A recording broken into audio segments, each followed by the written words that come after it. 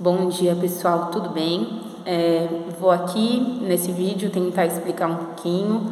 Vou retomar um pouco sobre o movimento tenentista que vocês tiveram ontem, né? Eu pedi para vocês lerem. Quem estava no presencial, a gente conseguiu se aprofundar um pouquinho mais.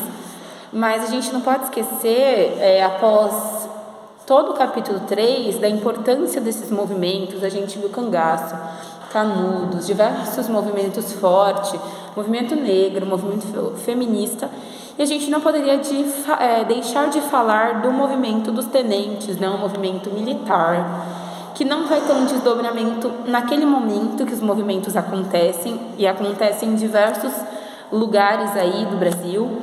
No Rio de Janeiro acaba sendo mais forte, né, mas a gente precisa ter na cabeça que não é porque eles exercem a mesma função que eles pensam igual, e que existe classes dentro dos militares, alta patente, baixa patente. Isso é importante também de salientar, e peço para vocês não esquecerem aí dessa informação.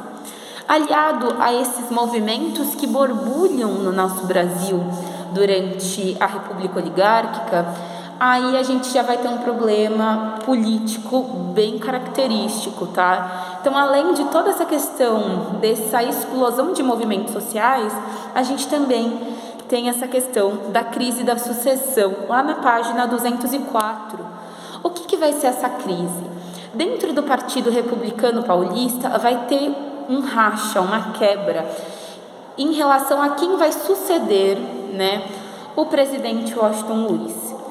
E durante esse racha, quem acaba vencendo é a candidatura do Júlio Prestes.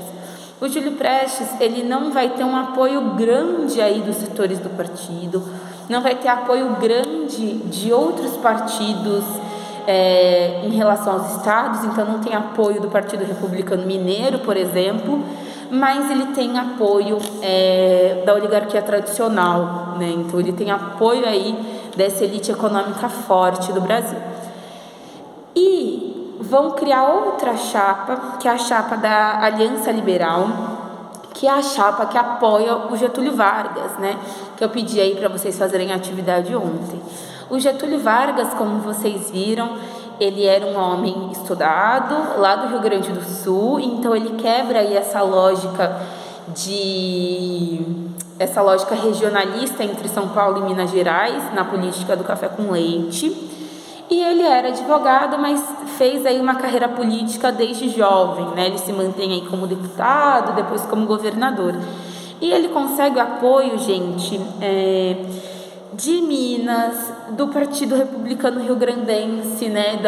Que era de onde ele vinha, e de 3 ex-presidentes do Brasil. Então ele tem um apoio forte aqui dentro dessa lógica. Vai ser uma eleição extremamente concorrida e uma eleição que vai ter como vencedor o Júlio Prestes, mas que sabiam que não foi uma eleição justa, no sentido de: será que realmente esses votos foram claros e estão corretos, né?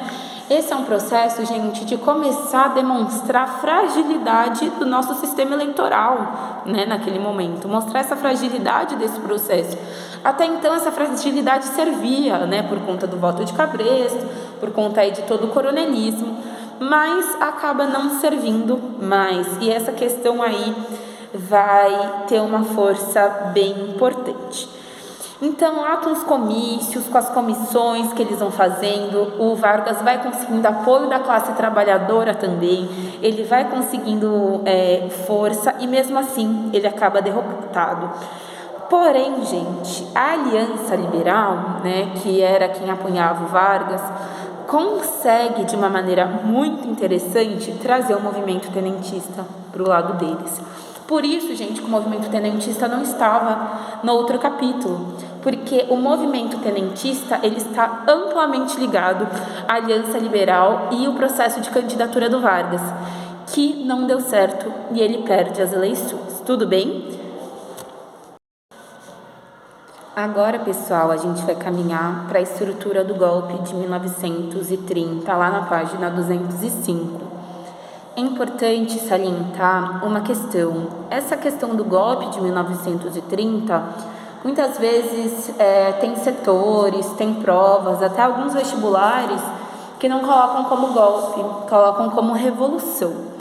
Por quê, gente? Um golpe é um processo de retirada não democrática de alguém do poder, né? Uma revolução, ela tem aí uma estrutura mais de questionar e acabar com aquela estrutura política. Por exemplo, a Revolução Francesa. A Revolução Francesa acaba com o processo do antigo regime, com a monarquia absolutista. Um golpe, por exemplo, ele não quer acabar com o antigo regime ou com a monarquia absolutista. Você só vai trocar, por exemplo, o monarca absolutista, tá? Então, existe aí essa diferença. Então, é importante salientar essa diferença para vocês terem noção. Outra coisa que também faça que tenha esses dois termos para falar desse período é o fato das eleições serem fraudadas, né? Nós sabemos hoje que a eleição do Júlio Prestes, ela não foi uma eleição justa, ela foi uma eleição fraudada. Então, tem muitos historiadores que entendem, já que ela foi fraudada, não foi um golpe à democracia, né? Então, tem aí esse processo também. Mas outros historiadores já trazem que, ok, ela foi fraudada, mas nós tivemos aí fraudes nas eleições ao longo da República Oligárquica inteira. Então, não deixa de ser um golpe. Então, esse debate, ele não é um debate fechado. Isso vai depender muito da interpretação de cada autor e é importante salientar isso para vocês tomarem cuidado. Mas o que vai acontecer?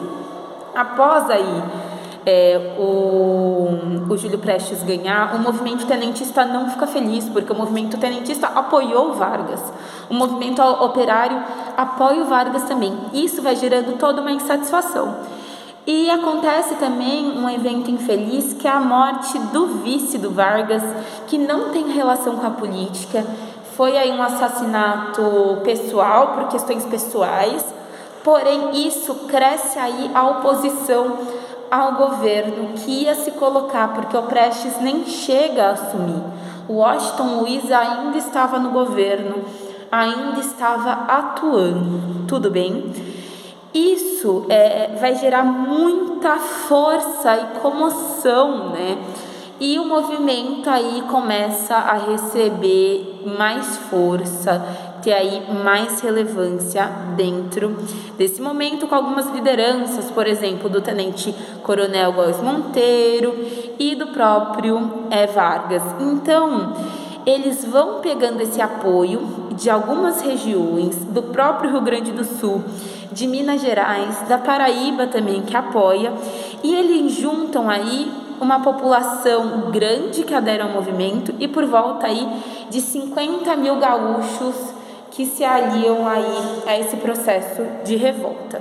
Então, muito parecido com o que vocês viram ontem, né, na coluna Prestes, eles vão aí caminhando, tá, desde o Rio Grande do Sul para chegar ao Rio de Janeiro e tirar o Washington Luiz do poder. De início eles pedem a renúncia do Washington Luiz, o Washington Luiz fala que não vai renunciar, então eles vão realmente com armas, né, com uma força aí militar mais forte para tirar o Washington Luiz do poder, tá? E eles conseguem. O Vargas sobe ao poder aí depois de uma semana, né, que esses 50 mil gaúchos caminham aí para o Rio de Janeiro. Ele chega uma semana, vamos dizer assim, atrasado. Na verdade, não é atrasado, é realmente uma tentativa para ver se vai dar certo, e dá certo. E ele acaba indo e as coisas vão caminhando nesse sentido.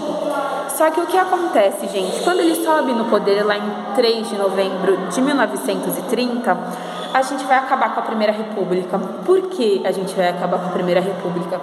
Porque o que vai surgir de república posterior a isso é completamente diferente. Os moldes da Primeira República, a República da Espada, a República Oligárquica, nós não teremos mais, tá? Não teremos mais esse modelo. Vargas vai inaugurar um novo estilo de organização, com novas propostas, com uma Constituição aí moldando. Só que é importante salientar, gente, o Vargas, ele vai ter um governo onde ele vai precisar atender opostos muitas vezes, ele vai precisar atender o movimento tenentista, ele vai precisar atender o movimento operário também e tentar organizar essa elite oligárquica, tá? Ele também vai precisar olhar para essa elite oligárquica. O vídeo já está longo, já tem 10 minutos, então eu não vou me estender mais. Vai ficar para a semana que vem a gente finalizar, que daí sim a gente consegue finalizar em uma aula, a Revolução Constitucionalista aqui de São Paulo de 32 e o que fala a Constituição de 34, para a gente finalizar e começar a nova apostila, fazer uns exercícios e caminhar. Tudo bem, gente?